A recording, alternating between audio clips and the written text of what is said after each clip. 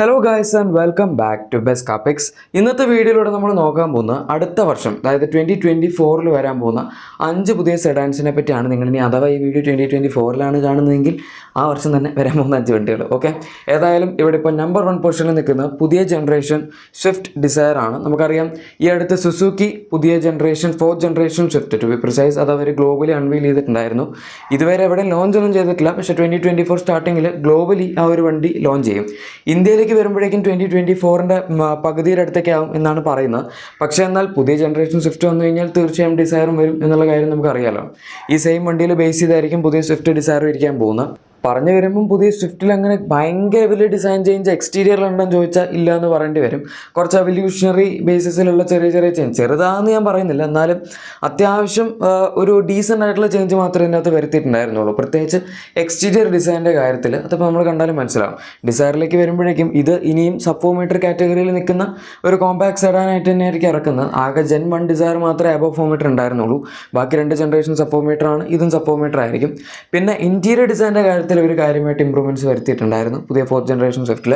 നമുക്കിപ്പോൾ വരുന്ന സ്വിഫ്റ്റിന് ഇൻറ്റീരിയർ കുറച്ച് ഔട്ട്ഡേറ്റഡ് ആയിട്ട് തോന്നുമെങ്കിൽ ഈ വണ്ടിയിൽ ആ കാര്യങ്ങളൊക്കെ അവർ നന്നായിട്ട് ടേക്ക് കെയർ ചെയ്തിട്ടുണ്ട്. ഇതിൻ്റെ ഡിസൈൻ വലിയ കുഴപ്പമില്ല. പിന്നെ ഈ വണ്ടി വരാൻ പോകുന്നത് പുതിയ എഞ്ചിൻ വെച്ചായിരിക്കും. Z12E എന്ന് പറയുന്ന Z സീരീസ് എഞ്ചിനിലാണ് ഈ വണ്ടി വരാൻ പോകുന്നത്. ഇതിൻ്റെ പ്രത്യേകത എന്താണെന്ന് വെച്ചാൽ ഇതൊരു 3 സിലിണ്ടർ എഞ്ചിനാണ്. അതെ, 4 സിലിണ്ടർ K12 സീരീസിലുള്ള എഞ്ചിനിൽ നിന്ന് ഡൗൺഗ്രേഡ് ചെയ്ത് വേണമെങ്കിൽ 3 സിലിണ്ടർ എഞ്ചിനിലേക്ക് പോയി നമുക്ക് ഒരു രീതിയിൽ പറയാം. പക്ഷേ അവർ കൂടുതൽ മൈലേജ് കിട്ടാൻ വേണ്ടിയാണ് ഇങ്ങനെ ചെയ്തിരിക്കുന്നത്. നമുക്കിപ്പം 89 PS പവർ ഉണ്ടെങ്കിലും പുതിയ വണ്ടിയിൽ 82 PS പവർ ഉള്ളൂ. ടോർക്കും പുതിയ മോഡലിന് 108 109 ന്യൂട്ടൺ മീറ്റേഴ്സിന് അടുത്തുള്ളൂ. ഇപ്പോൾ ഉള്ള മോഡലിന് 113 ന്യൂട്ടൺ മീറ്റേഴ്സ് ഉണ്ട്. സോ സുസുക്കി തീർച്ചയായും പവറിൻ്റെ കാര്യത്തിലും അതുപോലെ ടോർക്കിൻ്റെ കാര്യത്തിലും എഞ്ചിൻ സ്പെസിഫിക്കേഷൻസിൻ്റെ കാര്യത്തിലൊക്കെ കുറച്ച് ഡൗൺഗ്രേഡ് ചെയ്തിട്ടുണ്ട്. പക്ഷേ അവരെപ്പോഴും ചെയ്യുന്ന പോലെ തന്നെ മൈലേജിലായിരിക്കും ഇതിനകത്ത് കൂടുതൽ ഫോക്കസ് ചെയ്യാൻ പോകുന്നത്. മൈലേജ് എന്തായാലും ഈ വണ്ടിക്ക് നല്ല രീതിയിൽ തന്നെ കിട്ടുമായിരിക്കും. ഇനി ഇന്ത്യയിൽ വരാൻ പോകുന്ന അടുത്ത സെഡാൻ പുതിയ ജനറേഷൻ അമേസ് ആണ്. 3rd ജനറേഷൻ മോഡലാണ് ഇനി നമുക്ക് വരാൻ പോകുന്നത്. 1st ജനറേഷൻ മോഡൽ അമേസ് തന്നെ അത്യാവശ്യം സക്സസ്ഫുൾ ആയിരുന്നു. പക്ഷേ അവർ 2018 2nd ജനറേഷൻ മോഡൽ ഇറക്കിയപ്പം അത് കംപ്ലീറ്റ്ലി ഡിഫറെൻ്റ് ആയിട്ടുള്ളൊരു വണ്ടിയായിരുന്നു. പ്ലാറ്റ്ഫോമിലാണെങ്കിലും അതുപോലെ സ്പെസിഫിക്കേഷൻസിലാണെങ്കിലും എല്ലാം നല്ല വ്യത്യാസം ഉണ്ടായിരുന്നു. ആൻഡ് ആ വണ്ടി നന്നായിട്ട് ടേക്ക് ഓഫ് ചെയ്തു. ഏറ്റവും കൂടുതൽ ആൾക്കാർ ഈ വണ്ടി വാങ്ങിച്ചിട്ടുണ്ട്. അതായത് 2nd ജൻ അമേസ് നല്ല രീതിയിൽ തന്നെ പോപ്പുലറും ആയിരുന്നു. ഇനിയിപ്പോൾ 3rd ജനറേഷൻ അമേസ് ഈ 6 വർഷത്തിന് ശേഷം ഇപ്പോഴാണ് വരാൻ പോകുന്നത്. ഈ വണ്ടിയുടെ പ്ലാറ്റ്ഫോമിലൊന്നും വലിയ വ്യത്യാസം ഉണ്ടാവില്ല എന്നാണ് പറയുന്നത്. അതായത് നമുക്കിപ്പോൾ അമേസിൽ അവർ ഉപയോഗിക്കുന്ന പ്ലാറ്റ്ഫോമിൽ തന്നെ ആയിരിക്കും വരുന്നത്. പക്ഷേ അതിൻ്റെ അകത്ത് അത്യാവശ്യം കൂടുതൽ നല്ല രീതിയിലുള്ള റിവിഷൻസ് ഒക്കെ ചെയ്തിട്ടായിരിക്കും ഈ വണ്ടി ഇറക്കുന്നത്. എന്ന് വെച്ചാൽ ബേസിക്കലി കുറച്ചുകൂടെ മോഡേണൈസ്ഡ് ആയിട്ടുള്ള ഒരു പ്ലാറ്റ്ഫോം ആക്കും. പിന്നെ ഡിസൈനിൻ്റെ കാര്യത്തിൽ തീർച്ചയായും വ്യത്യാസം വരും. കാരണം നമുക്കിപ്പോൾ ഉള്ള അമേസ് പഴയ ജനറേഷൻ ഹോണ്ട വണ്ടികളുടെ ഡിസൈനിലാണ് ബേസ് ചെയ്തിരിക്കുന്നത്. പക്ഷെ അത് കാണാൻ നല്ലതാണ് കേട്ടോ, എനിക്ക് പേഴ്സണലി ഇഷ്ടമാണ്. പക്ഷേ ഇനി വരാൻ പോകുന്ന വണ്ടി കൂടുതലും ഇപ്പോഴത്തെ ഹോണ്ട വണ്ടികൾ നിങ്ങൾ നോക്കുകയാണെങ്കിൽ മനസ്സിലാവും. ഇപ്പോൾ പുതിയ അക്കോർഡ് ആണെങ്കിലും അല്ലെങ്കിൽ പുതിയ സിവിക് ആണെങ്കിലും ഈവൻ നമുക്ക് ഇന്ത്യയിൽ 2020 വന്ന പുതിയ സിറ്റി, ഈ വണ്ടികളുടെയൊക്കെ ഒരു ഡിസൈൻ പാറ്റേണിലേക്ക് പുതിയ അമേസും മാറും. അതായത് കാര്യമായിട്ടുള്ള വ്യത്യാസം തന്നെ നമുക്ക് പ്രതീക്ഷിക്കാം എന്നുള്ളതാണ് ഇതിൽ നിന്ന് മനസ്സിലാക്കാൻ പറ്റുന്നത്. ഫീച്ചേഴ്സിൻ്റെ കാര്യത്തിൽ നല്ല രീതിയിൽ വ്യത്യാസം വരാനുള്ള സാധ്യതയുണ്ട്. ഇൻറ്റീരിയർ ലേഔട്ടിൻ്റെ കാര്യത്തിലും അവർ തീർച്ചയായും വ്യത്യാസം കൊണ്ടുവരുമായിരിക്കും. എഞ്ചിൻ്റെ കാര്യത്തിൽ പക്ഷേ വലിയ വ്യത്യാസം ഉണ്ടാവില്ല. ഇപ്പോൾ ഉള്ള same 1.2 litre naturally aspirated iVTEC petrol engine തന്നെയായിരിക്കും പുതിയ വണ്ടിയിൽ ഉണ്ടാകാൻ പോകുന്നത്. 90 PS പവർ ജനറേറ്റ് ചെയ്യുന്നത് ആൻഡ് 110 ന്യൂട്ടൺ മീറ്റേഴ്സിനടുത്ത് ടോർക്കുണ്ട്. മാനുവലും അതുപോലെ CVT ഓട്ടോമാറ്റിക്കലും നമുക്ക് ഈ വണ്ടി ഇപ്പോഴും അവൈലബിൾ ആണ്. എനിക്ക് ടെക്നിക്കലി വലിയ വ്യത്യാസം വരും തോന്നുന്നില്ല. ഇതിൻ്റെ അകത്ത് അവർ ഒന്നാമത് ഡീസൽ എഞ്ചിനൊക്കെ കുറച്ച് കാലം മുന്നേ നമ്മുടെ BS 6.2 എമിഷൻസ് വന്ന സമയത്ത് എടുത്ത് കളഞ്ഞതാണ്. ഇനിയിപ്പോൾ അതെന്തായാലും തിരിച്ചു വരില്ല. ഇനി അതും അല്ലെങ്കിൽ ഇവർ വേറെ വല്ല പുതിയ എഞ്ചിനും കൊടുക്കണം. അതെന്തായാലും ഒരു സാധ്യതയില്ലാത്ത കാര്യമാണ്. പക്ഷേ ഡിസൈനിൽ നമുക്ക് അത്യാവശ്യം വ്യത്യാസം പ്രതീക്ഷിക്കാം എന്നുള്ളതേ ഉള്ളൂ.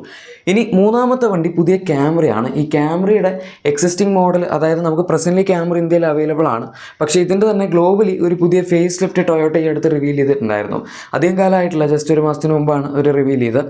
ഈ വണ്ടിയുടെ ഡിസൈൻ എന്ന് പറഞ്ഞാൽ നമ്മുടെ ഇപ്പോഴത്തെ ടൊയോട്ട വണ്ടികളിൽ കാണുന്ന പോലെ, അതായത് ഇപ്പം അവരുടെ BZ4X ആണെങ്കിലും അല്ലെങ്കിൽ പുതിയ CHR, അങ്ങനെ കുറേ വണ്ടികൾ ടൊയോട്ട കാണിച്ചായിരുന്നല്ലോ.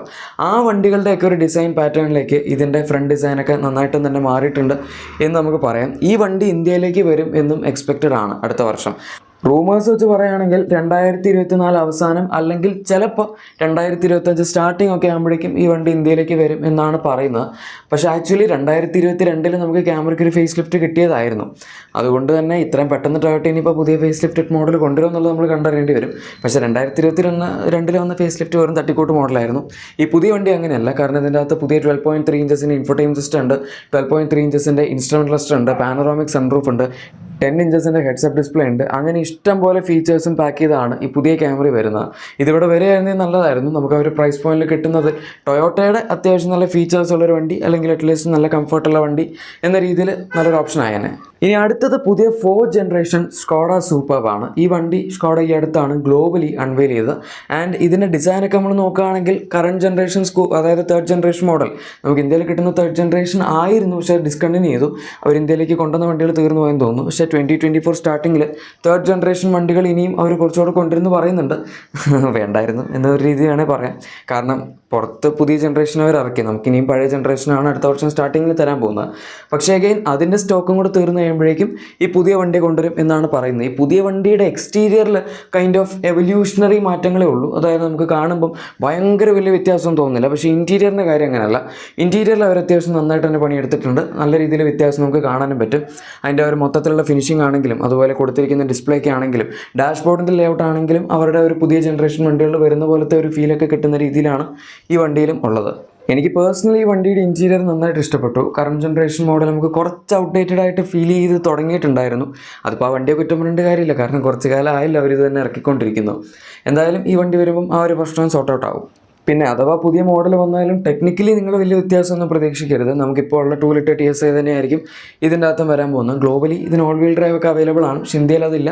നമുക്ക് ജസ്റ്റ് 190 bhpയും അതുപോലെ 320 Nm ടോർക്കുള്ള 2 ലിറ്റർ TSI വിത്ത് ഓട്ടോമാറ്റിക് ട്രാൻസ്മിഷൻ, DC ഓട്ടോമാറ്റിക് ആയിരിക്കും ഇവിടെ കിട്ടുന്നത്. ഇനി അടുത്തത് ലാസ്റ്റ് ആൻഡ് ഫൈനൽ വണ്ടിയാണ്. അതാണ് സിട്രോൻ്റെ പുതിയ C3X. ഇതിപ്പോൾ സെഡാനായിട്ട് കൂട്ടണോ എന്നെനിക്കറിയില്ല, കാരണം ഈ വണ്ടി ഇറങ്ങുന്ന സമയത്ത് അവരെന്താണ് ഇതിനെ വിളിക്കാൻ പോകുന്നത് എന്ന് നമുക്ക് പറയാൻ പറ്റും. കാരണം ഈ വണ്ടി എന്ന് പറഞ്ഞാൽ ഇത് നമുക്ക് C3 സീരീസ് അറിയാം. സിട്രോൻ്റെ C3 എന്ന് പറഞ്ഞാൽ ബേസിക്കലി ഹാച്ച് ബാക്ക് അവൈലബിൾ ആണ്. ഈ C3 എന്ന് പറയുന്നത് അതിൻ്റെ ഇലക്ട്രിക് വേർഷൻ അവൈലബിൾ ആണ്. C3 എയർ ക്രോസ് എന്ന് പറയുന്ന അബോ 4 മീറ്റർ കാറ്റഗറിയിൽ നിൽക്കുന്ന ഒരു compact SUV, same common model platform, അതായത് CMP പ്ലാറ്റ്ഫോമിൽ തന്നെ ബേസ് ചെയ്തിട്ടുള്ള ഒരു വണ്ടിയും അവൈലബിൾ ആണ്. സിട്രോയിൻ പിന്നെ പേര് വിളിക്കുന്ന കാര്യത്തിൽ വളരെ ഡീസൻ്റ് ആയിരുന്നു. അവർ C3 ഹാച്ച് ബാക്ക് എന്ന് തന്നെ വിളിച്ചു, അല്ലാണ്ട് മൈക്രോ SUVയുടെ വീട്ടിൽ പോയിട്ടുണ്ടായ പുതിയ SUV എന്നൊന്നും പറഞ്ഞില്ല. ഓക്കെ, അതുപോലെ C3 എയർ ക്രോസ് ആണെങ്കിലും അവർ SUV എന്നാണ് വിളിച്ചത്.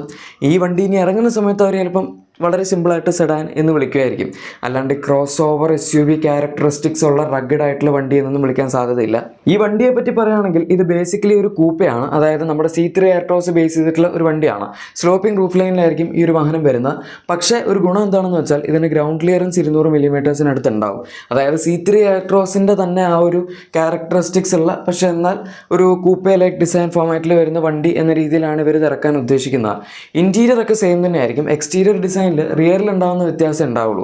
അല്ലാണ്ട് ഫ്രണ്ട് പോർഷനൊക്കെ നമ്മൾ ടെസ്റ്റിംഗ് മോഡൽസിലൊക്കെ കണ്ടതിൽ വെച്ച് ഭയങ്കര സിമിലാരിറ്റി ഉണ്ടായിരുന്നു. പിന്നെ സൈഡ് പ്രൊഫൈൽ ആണെങ്കിലും ഞാൻ പറഞ്ഞില്ല, സ്ലോപ്പിംഗ് റൂഫ് ലൈൻ വരുന്ന പോർഷൻ മാറ്റി നിർത്തി കഴിഞ്ഞാൽ ഫ്രണ്ടിലത്തെ ആ ഡോർ മുതൽ വരെയുള്ള സാധനം സെയിം ആണ്. ബാക്കിലേക്ക് അത് കഴിഞ്ഞിട്ടുള്ളതാണ് എന്തെങ്കിലുമൊക്കെ വ്യത്യാസമുള്ളത്.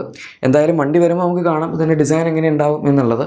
ഇതുപോലെ തന്നെ വരാൻ പോകുന്ന മറ്റൊരു വണ്ടിയാണ് നമ്മുടെ ടാറ്റയുടെ കർവ് കോൺസെപ്റ്റ്. അതും 2024 തന്നെയാണ് ലോഞ്ച് പറഞ്ഞിരിക്കുന്നത്. ഈ വണ്ടിയും അധികം വൈകാതെ തന്നെ ഇറങ്ങും. ടെസ്റ്റിംഗ് ഒക്കെ തകൃതിയായിട്ട് നടക്കുന്നുണ്ട്. എനിവേ ഗൈസ്, ഇതാണ് നമ്മുടെ അപ്കമിങ് 5 സെഡാൻസിൻ്റെ വീഡിയോ. ഇഷ്ടപ്പെട്ടെങ്കിൽ ലൈക്കും സബ്സ്ക്രൈബും ഷെയറും ഒക്കെ ചെയ്യുക. നമുക്ക് മറ്റൊരു വീഡിയോയിൽ കാണാം. Thank you for watching.